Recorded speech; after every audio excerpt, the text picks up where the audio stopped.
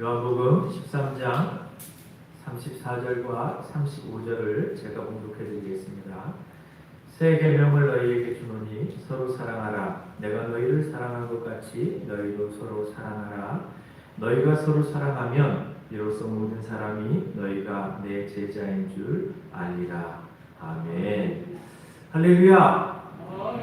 하나님의 말씀의 은혜가 저와 여러분들에게 있길 간절히 축원합니다. 옆에 계시는 분들과 서로 이렇게 축복하겠습니다. 미사고축합니다.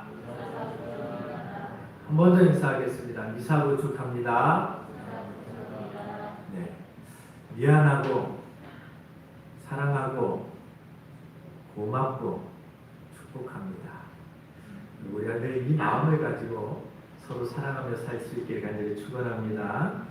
당신은 제자입니까? 라는 제목으로 말씀을 증거하겠습니다. 가르쳐 지키게 하는 것이 교회의 사명이고 예수님의 지상 명령입니다. 이것으로 가정과 교회는 평가를 받게 되어집니다. 한때 우리는 교회에 성도가 많이 출석하면 곧 교회가 잘하고 있다는 그러한 인식을 가졌습니다. 크게 틀린 말은 아닙니다. 하지만 시대의 고난이 찾아오고 역경이 찾아드니 그 숫자의 의미가 많이 퇴색되어지는 것 같습니다. 그래서 요즘 한국교회는 의미를 찾습니다. 진정한 교회가 무엇일까? 그리고 진정한 신앙이 무엇일까? 내가 예수를 믿는다는 것이 어떤 의미일까? 우리도 지금 얼마나 배우고 가르치고 지키게 했는가를 지금 계속 생각해 보고 있습니다. 특히 성경이 배우라고 하는 것이 또 가르치고 지키라고 하는 것이 바로 하나님을 사랑하고 이웃을 사랑하라는 것이었는데 그것을 얼마나 잘 행하고 있었는가를 우리는 스스로 반문해 보아야 하는 것이죠. 일반 사회에서 기독교의 특징을 이야기하라고 하면 무엇을 얘기할까요? 여러 많은 이야기를 하겠지만 가장 많이 나오는 이야기가 사랑입니다. 기독교는 사랑의 종교다. 이렇게 정의를 한단 말이죠. 실제로 성경도 이 사랑을 이야기합니다. 하나님께서 인간을 사랑하신 이야기, 그리고 인간이 그 사랑을 배신한 이야기, 그리고 그 배신당한 하나님께서 인간을 다시 사랑하셔서 회복시키기 위해서 대속자를 보내신 사랑 이야기입니다. 하나님께서도 십계명을 주실 때 인간의 가장 기본적인 삶은 하나님을 사랑하는 것과 이웃을 사랑하는 것에 있다라고 말씀을 하십니다. 그래서 10계명 가운데 1계명부터 4계명까지는 하나님을 어떻게 섬겨야 될 것인가, 하나님의 사랑에 대한 이야기였고요. 5계명부터 10계명까지는 그러면 우리 인간은 이웃은 어떻게 사랑해야 되는가, 이웃과의 관계에 대한 계명입니다. 이것이 율법의 기본 정신이고 방향이라는 것이죠. 예수님께서 이 땅에 오셨습니다. 예수님이 이 땅에 오신 것은 우리를 향하신 하나님의 사랑의 최고의 정점입니다. 예수님을 세상에 보내신 것을 통해서 하나님께서 우리를 사랑하시는 그 사랑을 그것을 통해서 확증하셨단 말이죠. 우리는 하나님의 사랑을 받은 사람들입니다. 그래서 그런지 그리스도인들은 하나님을 섬기고 사랑하는 것에 대해서는 굉장히 열심입니다. 그리고 그것을 어느 정도는 잘 해나가고 있지요. 하지만 하나님께서 우리에게 말씀하신 것은 하나님을 사랑하는 것뿐만 아니라 이웃을 향해서도 사랑하라 라고 이렇게 말씀을 하십니다. 그래서 어느 율법학자가 율법에서 가장 중요한 계명이 무엇이냐고 예수님께 물어보았을 때에 예수님께서 이렇게 대답하셨습니다. 내 마음을 다하고 목숨을 다하고 뜻을 다하여 주 너의 하나님을 사랑하라 라고 말씀하셨고요. 이것이 크고 첫째 되는 계명이다 라고 말씀하십니다. 그리고 둘째도 그와 같으니 내 이웃을 내 자신과 같이 사랑하라 하셨으니 이 두 계명이 온 율법과 선지자의 강령이다 라고 이렇게 말씀하셨단 말이죠. 하나님을 사랑하는 것, 힘을 다하고 목숨을 다하고 또 마음을 다하여서 뜻을 다하여서 하나님을 사랑하는 것, 이것이 가장 큰 계명이고 또 이와 같이 또 큰 계명이 무엇이냐면 내 이웃을 너의 자신과 같이 사랑하라 라고 말씀을 하신 것이죠. 그렇습니다. 하나님을 사랑하는 것과 이웃을 사랑하는 것 다 다 같이 중요하다는 것이죠. 하나님만을 사랑하고 이웃을 소홀히 하는 것, 이것은 온전한 신앙이 아니라는 것입니다. 이웃을 사랑하는데 하나님을 사랑하지 않는다? 이것도 온전한 신앙이 아니라는 것이죠. 온 율법과 선지자의 강령이라고 말씀하신 것은 하나님을 사랑하는 것과 이웃을 사랑하는 것, 그것도 너 자신처럼 사랑하는 것, 이 두 가지가 같이 이루어질 때에 하나님을 온전하게 섬기는 것이다 라고 말씀을 하신 것입니다. 자, 오늘 본문도 마찬가지입니다. 예수님께서 유월절 만찬을 하시다가 갑자기 자리에 일어나셔서 제자들의 발을 씻어주셨어요. 자, 베드로가 놀라서 일어나 이런 이야기를 합니다. 아, 예수님, 주께서 내 발을 어찌 씻기십니까? 무슨 말입니까? 안 됩니다, 예수님. 어찌 선생님이 종처럼 제자들의 발을 씻겨주십니까? 이것은 예법에도 맞지 않습니다. 예수님의 스승이라는 그 격에도 어울리지 않습니다. 이렇게 얘기한 거란 말이죠. 그런데 거기에 대해서 예수님께서 이렇게 대답을 하십니다. 내가 하는 것을 네가 지금은 알지 못하나 이후에는 알게 될 것이다. 이 행동이 무엇인지는 나중에 그 의미를 알게 되어질 거라는 거예요. 자, 예수님께서 제자들에게 친히 종들이 행하셨던 일을 행하면서 사랑과 섬김에 돈을 모이셨던 것이죠. 그리고 나서 제자들에게 설교 한 편을 하셨어요. 설교 한 편을 하시고 난 이후에 이렇게 말씀하셨어요. 그것이 오늘 본문입니다. 새 계명을 너희에게 주노니 서로 사랑하라. 내가 너희를 사랑한 것 같이 너희도 서로 사랑하라. 너희가 서로 사랑하면 이로써 모든 사람이 너희가 내 제자인 줄 알리라. 그렇습니다, 여러분. 예수님께서 새 계명을 주시면서 서로 사랑하라고 말씀을 하시고요. 그런데 그 사랑을 할 때에, 서로 사랑할 때에 사람들이 우리가 예수님의 제자인 것을 알게 된다는 것이죠. 조금 지나서 요한복음 15장에 가면 예수님께서 한 번 더 이런 말씀을 하십니다. 요한복음 15장 12절에 보면 내 계명은 곧 내가 너희를 사랑한 것 같이 너희도 서로 사랑하라 하는 이것입니다. 내 계명은 내가 너희들에게 주는 계명은 다른 게 아니다. 서로 사랑하라는 것이다. 라고 말씀을 하셨단 말이죠. 이제는 너희가 이렇게 살아야 된다는 거예요. 이제 예수님께서 이 땅에 오셔서 이제 십자가를 통하여서 하나님의 사랑을 확증하시고 우리에게 구원의 길을 열어놓으십니다. 그러면서 이제 교회의 시대가 열리거든요. 이전까지는 구약의 시대를 살았습니다. 그래서 이스라엘 백성들은 율법을 지키고 율법을 행하면서 하나님을 섬긴다라고, 그리고 그것을 지켜나갔을 때 하나님의 백성이다라는 그러한 칭호를 받게 되어졌던 것이죠. 자, 그런데 이제 예수의 시대가 되어지고 이제 예수님께서 십자가에 달려 죽으신 이후에 교회의 시대가 되어지면 어떻게 살아야 된다는 거예요? 서로 사랑하면서 살아야 된다는 것이죠. 자, 그렇습니다, 여러분. 이렇게 우리가 서로 사랑하면서 살아야 되는 것이 교회 시대에 우리의 살아가야 될 삶의 모습이고, 그리고 내가 너희를 사랑한 것 같이 사랑하라 라고 말씀을 하세요. 내가 너희를 사랑한 것 같이. 예수님께서 우리를 어떻게 사랑하셨습니까? 예수님께서 우리를 사랑하신 것은 목숨을 다한 사랑이었어요. 목숨을 바친 사랑이었단 말이죠. 그 사랑을 누구에게 하라는 거예요? 서로에게 그 사랑을 하라는 것이죠.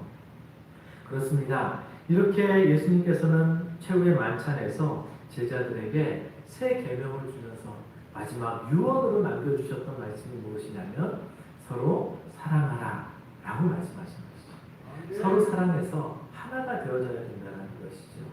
그래서 또한 요한복음 17장에 예수님께서 마지막 제자들을 향한 마지막 기도, 대제사장의 기도라고 불려지는 그 기도 속에서도 예수님께서 그 제자들과 또 오고 오는 세대를 위해서 계속 기도하셨던 것이 무엇입니까?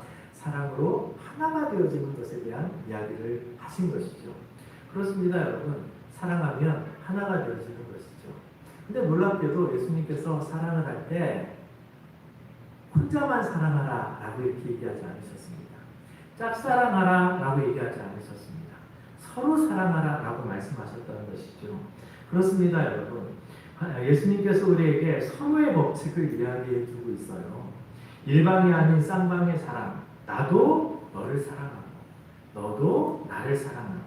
그래서 서로 사랑하면서 살아가는 것, 이게 이제 앞으로 살아가야 될 교회 시대의 공동체 모습이라는 것이죠. 자, 사랑하는 성도 여러분, 그리고 또한 이 계명을 지켜나가는 자라야 예수님의 제자다라고 불려질 수 있다라고 얘기를 하는 것입니다. 자, 우리는 세상에서 그리스도인이라고 불립니다. 또 우리 스스로도 나 그리스도인이야, 나 기독교인이야 이렇게 이야기를 하죠. 하지만 여기서 우리는 다시 한번 생각해 보아야 될 것이 무엇이냐면 우리는 예수님의 제자인가라는 것을 한번 생각해 봐야 되는 것입니다. 제자에 대해서 생각을 해봐야 되는 거예요. 왜냐하면 사실 본래 그리스도인, 크리스천 이게 어떤 의미를 가졌습니까? 그리스도께 속한 사람이라는 의미를 가졌거든요. 그래서 내가 그리스도인입니다 그러면 이게 원래 어떤 의미를 가졌냐면 나는 그리스도께 속한 사람입니다. 나는 그리스도의 제자입니다. 예수님의 제자입니다. 이런 의미를 가졌어요. 자, 그런 의미로 사용이 되어졌었는데 시대가 지나면서 특별히 요즘 시대에 되어지면서 그 의미가 많이 퇴색되어져 간 것 같습니다. 요즘에는 어떻게 이게 의미가 되어집니까? 나 그리스도인이야, 나 기독교인이야, 나 교회 다니는 사람이야 라는 의미로 이렇게 사용되어진단 말이죠.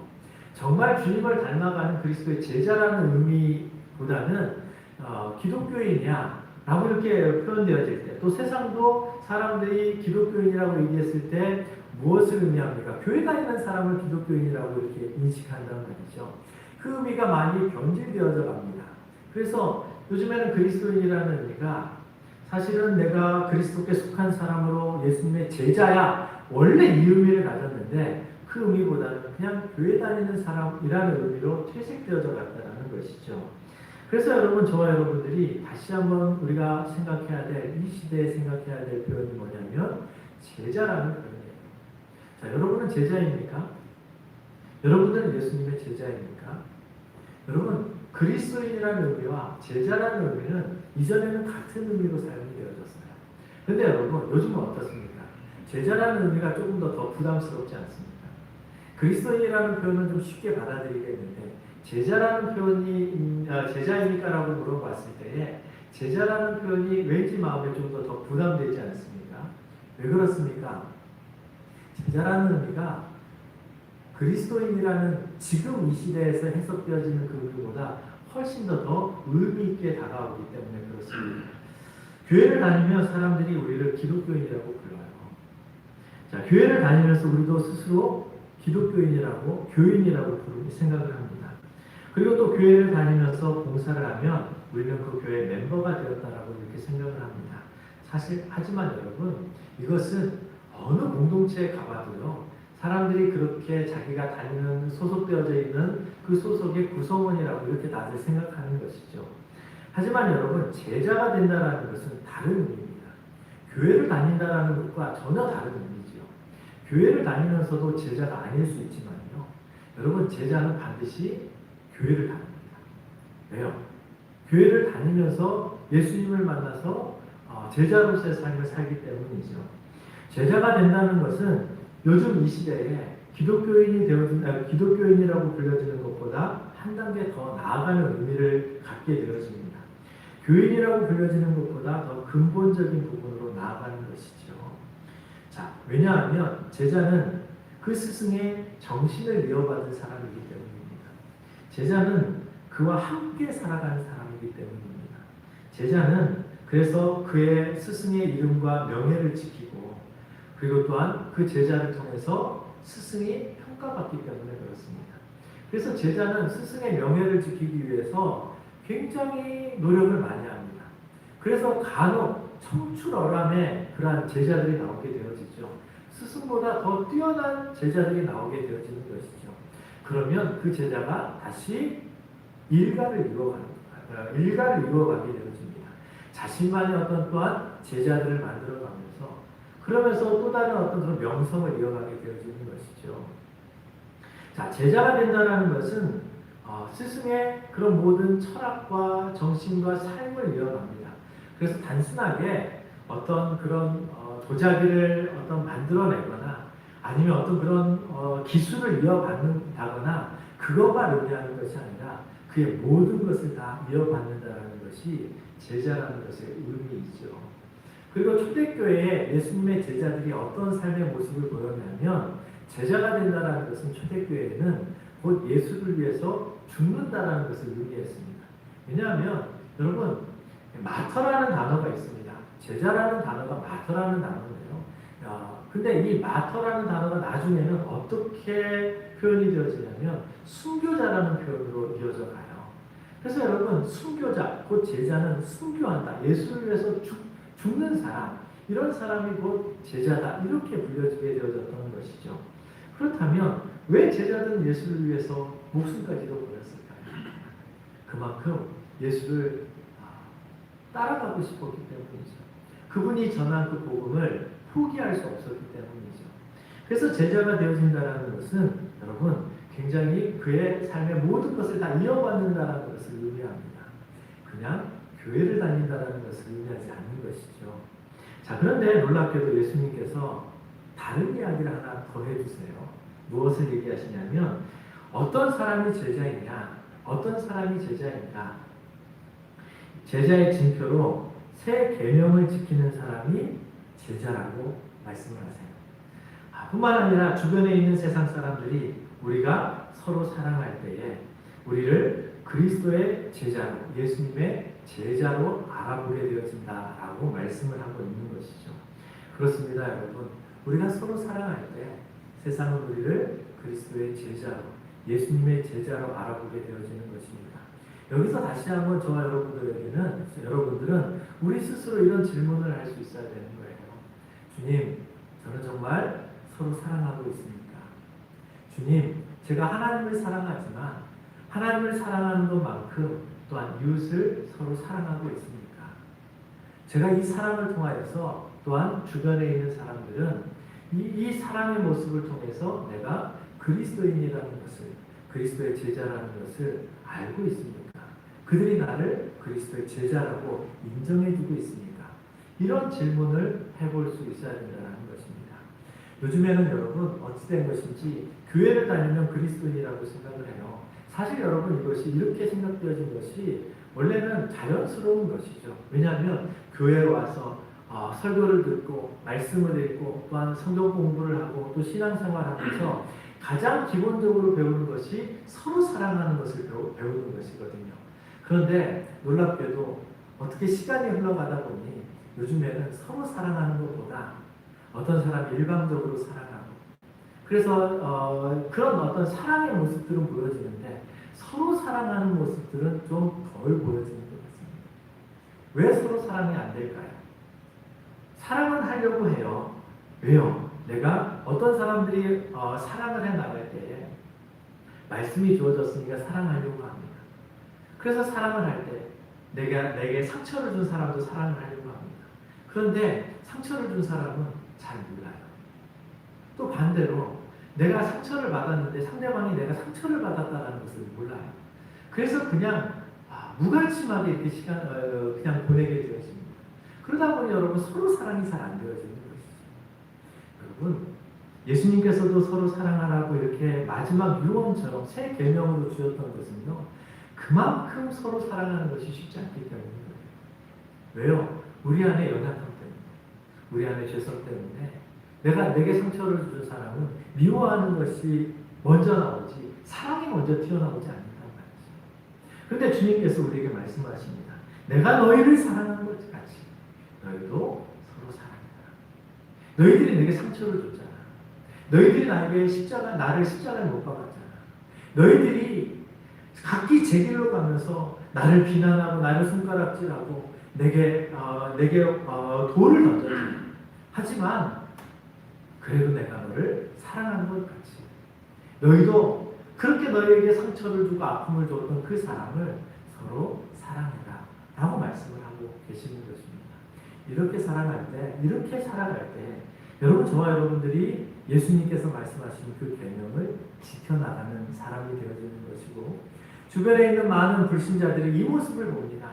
그리스도인들이 어떻게 살아가는가를 보죠. 근데 그리스도인들의 그 삶을 바라보면서 무엇을 보겠습니까? 서로 사랑하면서 살아가는 모습을 보는 거예요. 어느 가정이 정말 부자가 되어져서 주변에 있는 많은 사람들이 부러워합니다. 자, 그래서 어떻게 저렇게 자녀들이 잘 되어졌을까 막 부러워해요. 그런데 막상 그 집안에 들어가 보니까 치열하게 형은 동생을 미워하고 동생은 형을 욕하고, 그렇다면 여러분, 그 가정이 복된 가정이 아니잖아요. 그 가정이 행복한 가정이 아니고 본이 되어지는 가정이 아니잖아요. 많은 사람들은 그 가정이 행복할 거라고 생각을 합니다. 그런데 서로 미워하고 사랑하지 않는다면 행복한 가정이 아닌 것이죠. 예수님께서 우리에게 말씀하신 공동체, 가정이나 교회도 마찬가지입니다. 서로 사랑하며 살아갈 때에 이 모습을 보고 세상이 우리를 그리스도인이라고 알아보게 되어지는 것이고, 예수님의 제자라고 이렇게 알아보게 되어지는 것입니다. 심수봉이라는 가수가 있습니다. 워낙 유명한 분이시죠. 그분의 간증을 들었습니다. 얼마 전에 그분의 간증을 듣고 제가 그분에게 참 은혜를 받았는데요. 그분이 이런 이야기를 합니다. 젊은 날 대학 가요제 대상을 받으면서 일약 스타가 되어져서 정말 잘 나가는 시기를 보냈답니다. 하지만 마침 그 당시에 국가의 어려움에 휩싸여서 힘든 시간을 보내고 있었다는 거예요. 정말 힘들어서 너무나도 고통스러워할 때에 당시는 이제 불교를 믿고 있었는데 이복 언니가 전도를 했습니다. 뭐라고 얘기했냐면 예수 믿으면 운명이 바뀐다. 예수 믿으면 운명이 바뀐다라고 이렇게 얘기를 했다라는 거예요. 그래서 자기가 자신의 어떤 그 운명을 한번 바꿔보고 싶어서 예수를 믿었다라는 거예요. 여러분, 우리는 운명을 믿지 않습니다. 그런데 불교를 믿고 있었던 그 심수봉 씨는 운명을 믿고 있었기 때문에 언니가 운명이 바뀐다라는 그 표현에 자신의 운명을 바꾸기 위해서 이제 예수를 믿기 시작했다라는 거예요. 그렇게 그가 이제 신앙을 갖게 되어졌습니다. 20년이 조금 못된 지난 1997년에 그분이 예수를 믿고 난 이후에 이제 신앙생활하다가 노래를 한 곡 발표를 합니다. 그 노래가 무슨 노래였냐면 백만송이 장르라는 노래를 발표해요. 그 노래는 원래 라트비아의 가요였는데 러시아에서 번역이 되어가지고 러시아에서 대히트를 치면서 세계적으로 알려졌던 노래였거든요. 그런데 이 노래에 심수봉 씨가 1997년에 가사를 이제 본인이 거기 가사를 붙여요. 가사를 번역을 하는 것이 아니라 가사를 붙여서 노래를 불렀는데 그 노래를 부르면서 어느 공영방송에 나와서 그분이 그 노래를 부르기 전에 이렇게 얘기를 했습니다. 이 노래는 예수님의 사랑을 생각하며 작사한 곡입니다. 그 노래를 예수님의 사랑을 생각하면서 작사를 했다는 거예요.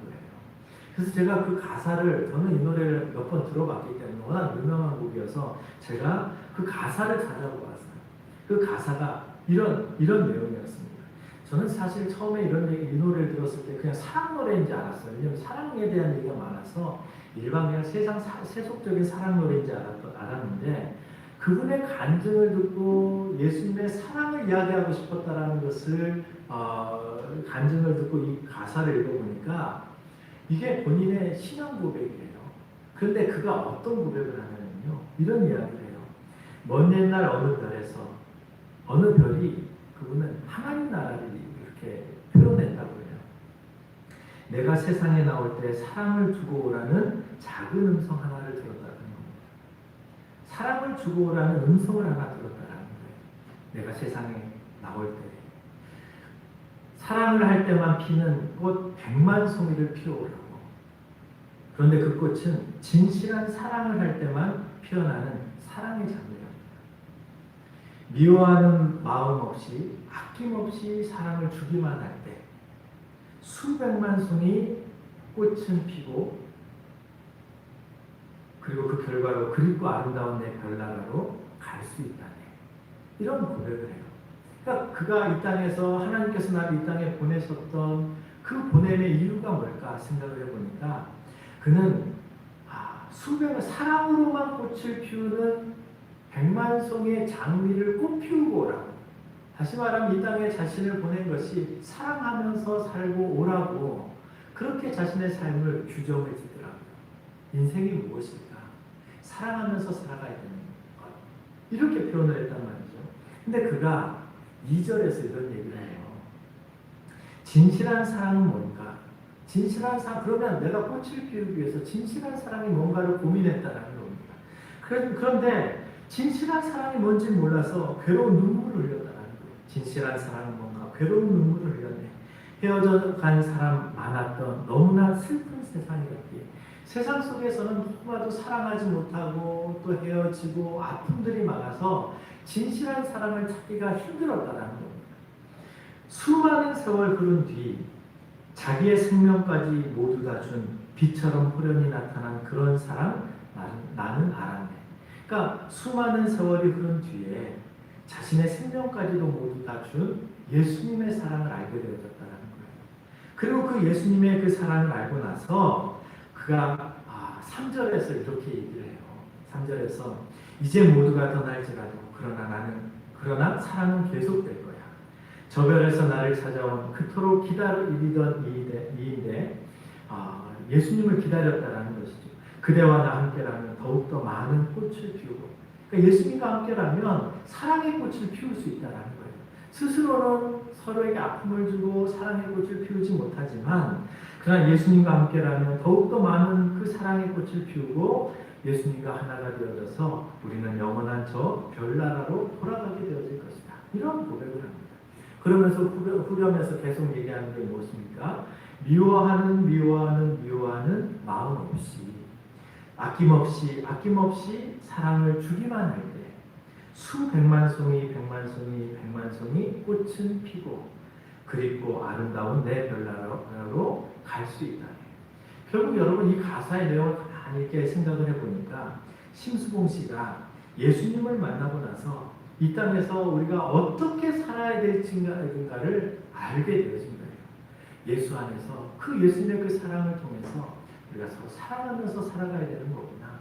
내 힘으로는 사랑을 할 수 없지만 예수님이 나와 함께라면 내가 그 사랑의 꽃을 피울 수 있는 수백만 송이를 피울 수 있는 그 사랑을 할 수 있다라고 고백을 하는 것이죠. 아니 세상에 제가 일반 세상 가요 노래인 줄 알아서 별로 이런 노래 안 좋아했었는데요.